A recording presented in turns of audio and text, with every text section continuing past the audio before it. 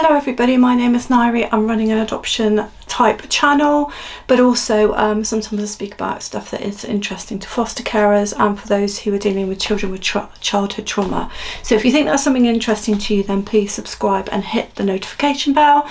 Today is a very informal video in the sense that I sometimes do chatty family update videos where I tell you how I'm getting on with my sons and kind of family developments when I grab a coffee, which I have, and I don't really edit very much unless it's terrible, unless I cough and break out into a hot sweat or something. So if you want something more formal, there are plenty of videos on my channel. There are playlists for everything: attachment, therapeutic parenting, my stories. There's so much on there, so please check that out. I have family news in that both of my boys have been going through various assessments, and we've just had an assessment for the youngest son who has lots of behaviours that are quite difficult to handle. So if you've been following me for a while, you'll know all about this, but if you're new, I'm just going to quickly explain to you that he has angry outbursts, he has repetitive behaviours, he cannot share, he cannot take turns, he struggles to kind of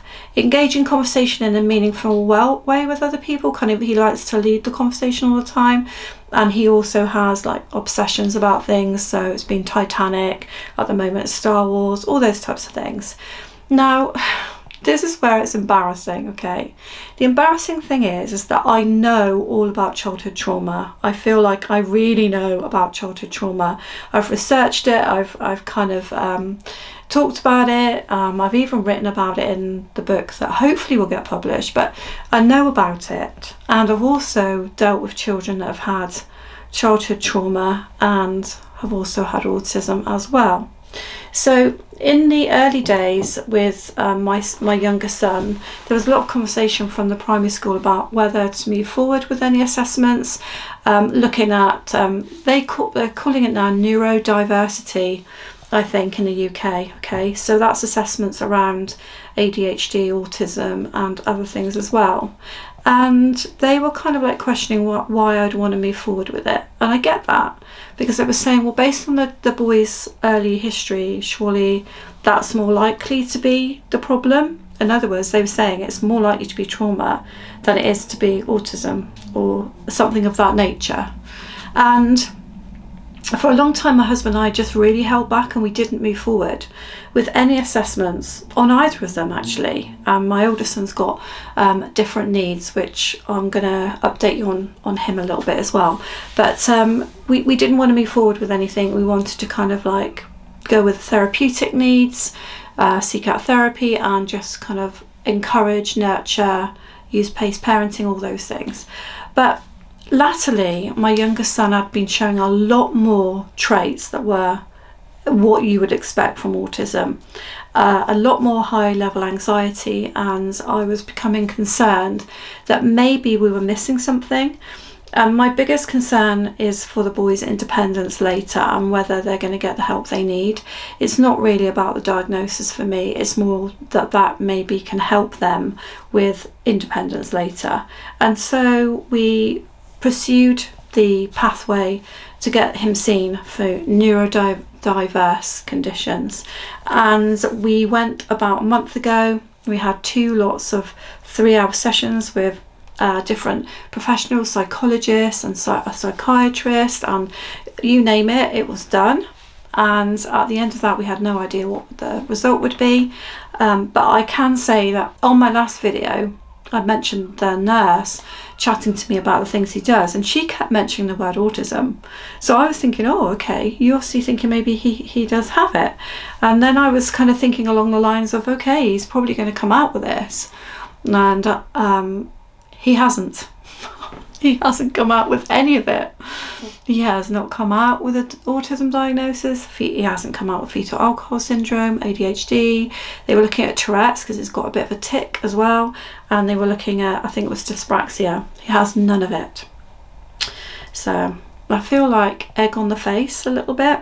I don't know if you know what I mean by that, but I feel like I've been fighting for something and it's not there.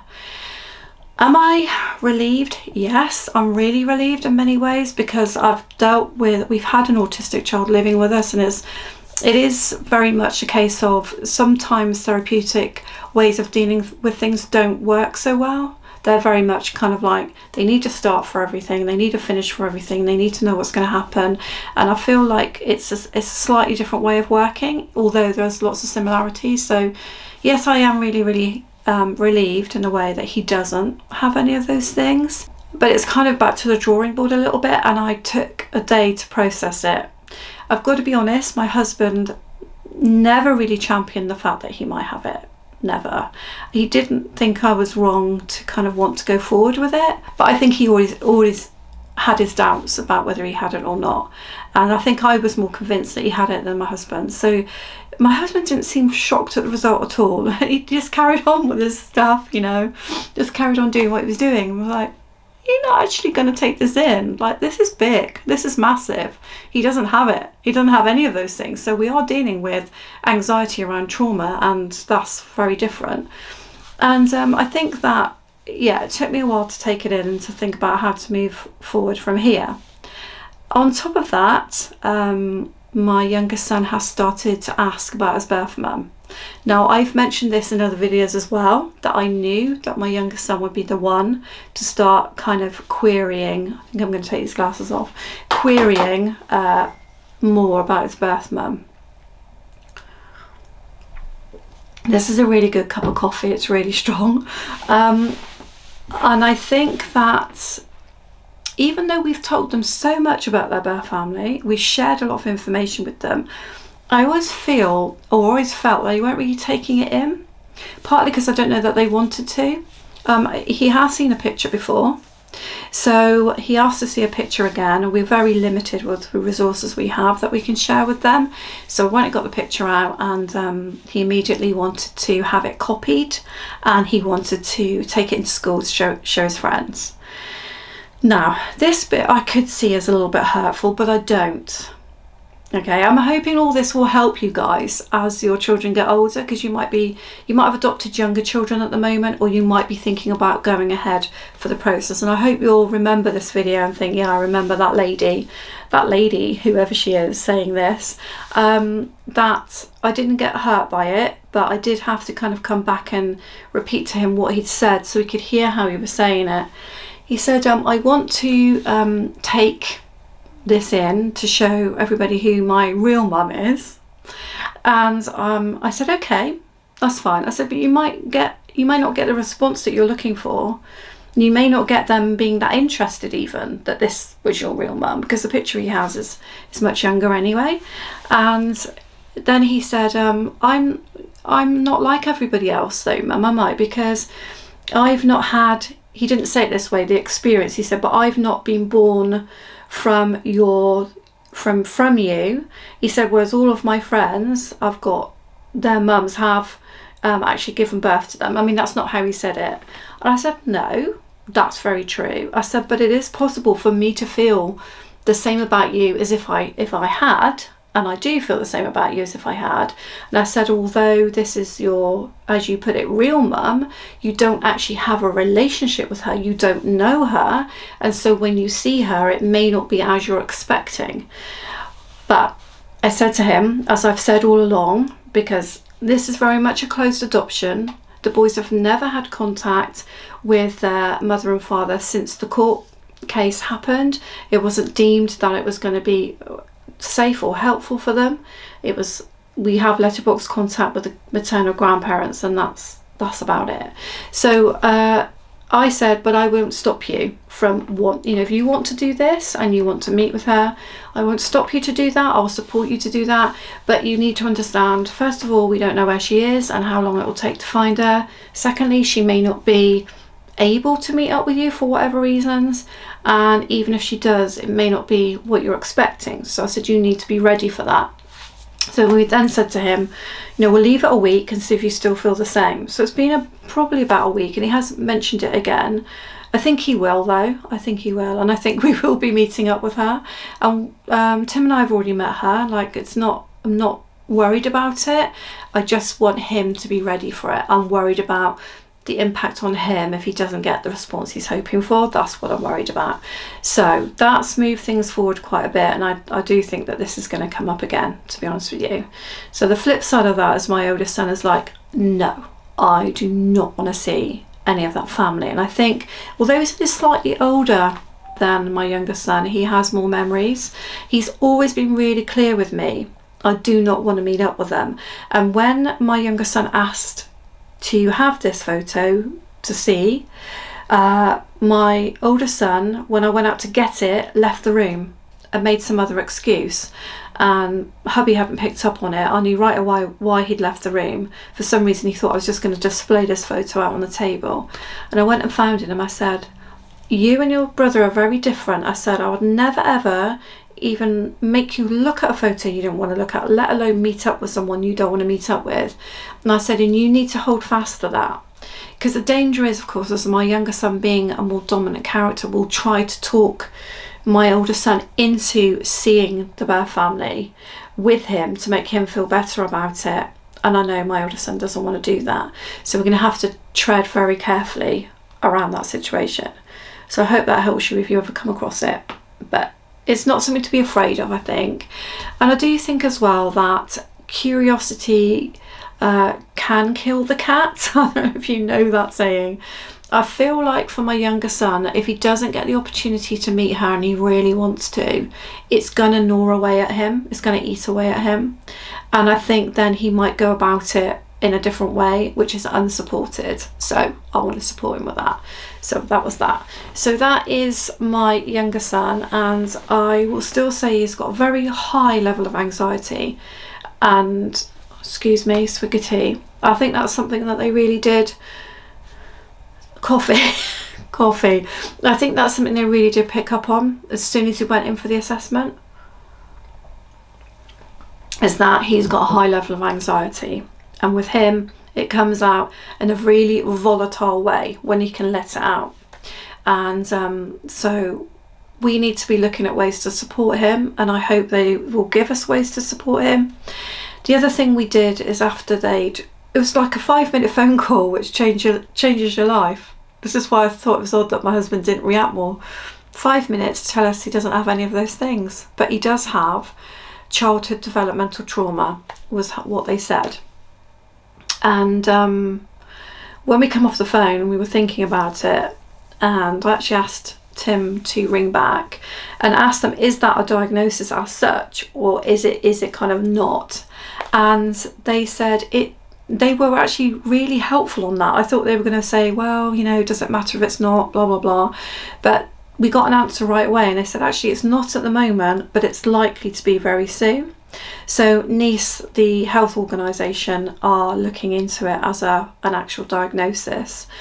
So we'll have the reports coming in and we'll read them, and then we'll have time to sit and talk to them, probably online, about all of these things, and hopefully we'll get some answers on the things that we need answers on. Because I just think that the boys are going to really struggle to hold jobs down. I think they're going to struggle to live independently, but I want all those things for them. And I think if there is stuff written down that says what they have and what support they need, then we've more chance of getting the help for them that they need to get as they get older, because they are 12 and 13 at the moment. So that is him. So my oldest son is coming up the end of lots of assessments. He has learning delay and he has severe speech and language delay. He is also on this other pathway, but I'm now not holding out any real sort of thoughts about him being diagnosed on any of those things. And that, in a way, wasn't us pushing for that. That was the community paediatrician pushing for him to go down that pathway. I don't think he's going to come out with any of it. I mean, I'll be really shocked if he does, because then he's got so many things. But yeah, so he is doing okay. He's quite settled at school, albeit still gets kind of pushed around, not physically but mentally, from whoever wants whatever they want out of him. He's got his EHCP, which is something that we have that allows them to look at specialist education. So part of that is done and it's now being sent off. So at some point we're going to be looking at specialist education for him. We don't think he wants to do that, and I don't think I would make him do that to move. However, I think we need to look. I think we need to look at what these places feel like and look like, and whether we can imagine him there and whether he can imagine himself there, because he will certainly get more learning and support than what he's getting now. But moving away from his friends and going into a like specialist education might be too big a knock for him. So that's the other thing that we've got to decide, as to, you know, which way we're going to go with that. And as far as he's concerned, I still think that his levels of anxiety are even more than the younger son, but he just internalizes everything. So they watched a James Bond film together. He didn't like one of the characters in it, which, yeah, I can understand that. But instead of saying to my mum, because they were with my mum, I don't like it, well, he did, but then he tried to stay in the room and kind of look on his phone rather than kind of walk away. And then, more importantly, he didn't come home and tell us that he'd been slightly disturbed by this film, and didn't discuss anything. And then that night we have a wet bed. So we're still battling with the fact that neither of our sons really, but particularly the older one, does not see the need, or does not see how an adult can support him emotionally to kind of get past some of those things. And I had a conversation with him saying, at the end of the day, sweetheart, if you don't like something, you don't like it. Just because your brother wants to watch it, or just because your brother wants to do something, if you don't want to do it, you don't want to do it. If it causes you anxiety, it causes you anxiety. And I think that he is too afraid to be different, too afraid to sometimes stand up against his brother. So that's him. Sorry, just had lots of swigs of coffee, and I don't think you need to see me having lots of swigs of coffee. So just a couple of channel updates for you really. I mean, I've submitted my book to Jessica Kingsley to see if they are going to publish or not. That will take another couple of months before I know that, but if they do, then there'll be an adoption process, UK adoption process book out there for some of you guys to enjoy. And I'm thinking of changing the channel name, simply because a lot of the subjects that I cover are actually okay for foster carers as well. And whilst I'm not thinking of flooding the channel with information just for foster carers, so I'm not really thinking of talking too much about the process they have to go through. I think that a lot of the information does cross over, and I'm thinking of doing stuff for adopters, stuff for foster carers, but a lot of the stuff crosses over. When it comes to childhood trauma, I think loads of it crosses over. So I'm thinking about it. I put a tab on the community post for people to say what they think, and so far, although loads of people don't get involved in those community tabs, but so far it looks like most people are saying they don't mind if I include information for foster carers. So I am thinking of changing the name of the channel to Fly Little Birds, and that fits with my logo, which has larger birds and two little birds either side, and it makes me think of nurturing children into kind of adulthood, and it makes me think of all ages of children, and it makes me think across the board.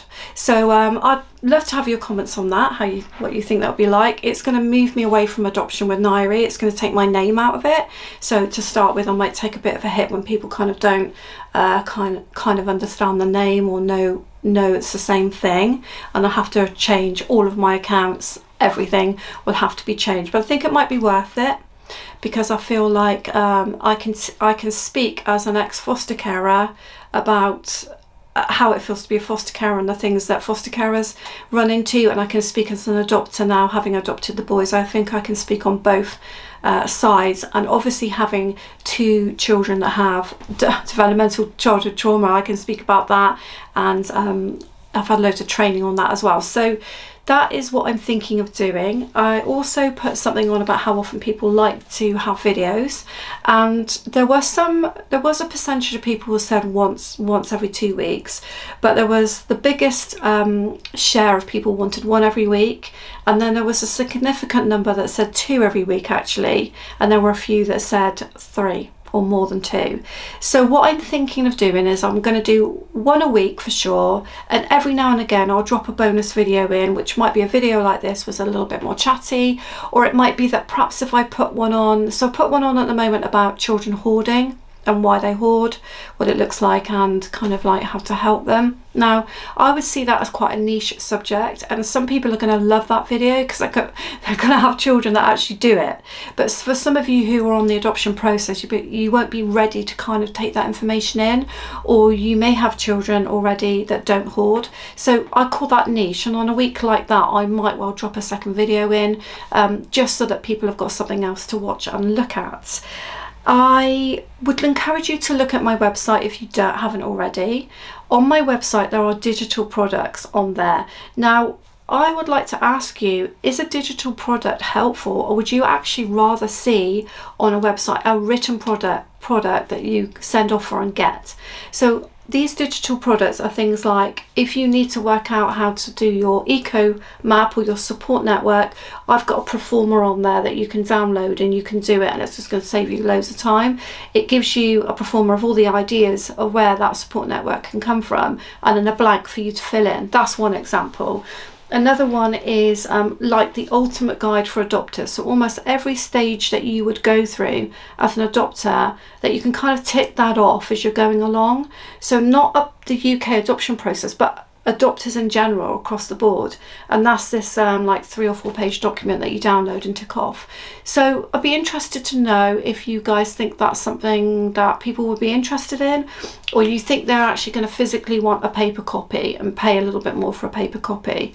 And also probably the pictures on my website don't show you what it looks like, because if you've got a 3-page digital download and you put a whole page of what it looks like on there, then you're almost giving the information in the front picture. But I think I can adjust that. Anyway, that's by the wayside. So you can give me some thoughts on that as well.